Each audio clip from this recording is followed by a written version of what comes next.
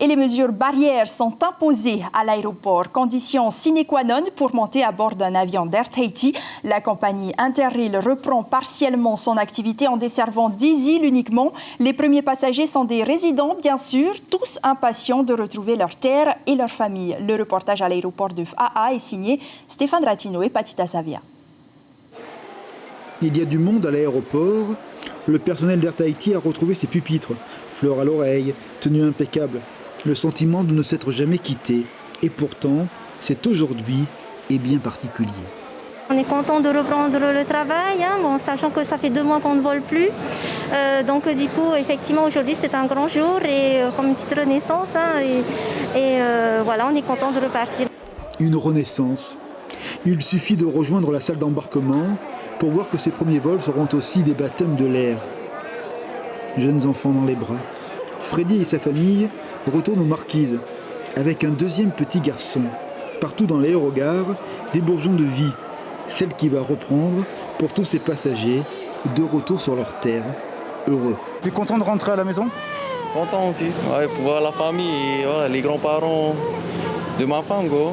J'ai envie de voir ma maison, mon fa'apou, tout, même mes copains. 7 vols aujourd'hui, au poste de coordination, tout se passe bien. L'aéroport a tout réorganisé, pour cause évidente de mesures sanitaires strictes. D'ailleurs, l'exigence a conduit à une réorganisation des plannings de vol en collaboration avec la compagnie locale. Le but, éviter une surfréquentation au départ des avions. On s'est organisé avec eux de façon à lisser davantage les départs pour éviter effectivement une fréquentation trop dense dans la salle d'embarquement. Bien sûr, les passagers ont foulé le tarmac, pareil à une terre promise, leur terre promise. L'aéroport retrouve au dehors un peu de ses mouvements habituels. Ce 22 mai a le goût onctueux des matins où tout veut sourire. On espère très bientôt pouvoir augmenter les fréquences et étendre petit à petit la projection de notre capacité aérienne de façon à récupérer la totalité du réseau si possible. En ce moment, 10 destinations proposées par Air Tahiti.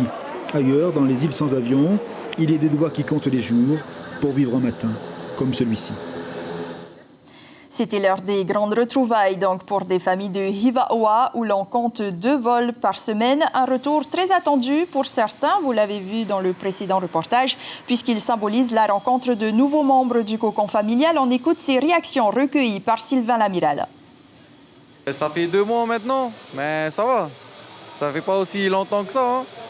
En fait, on est bien content d'arriver et voilà, dans de bonnes conditions. Et ouais, cool. Ok, merci à vous. C'était pas trop long l'attente à Papette?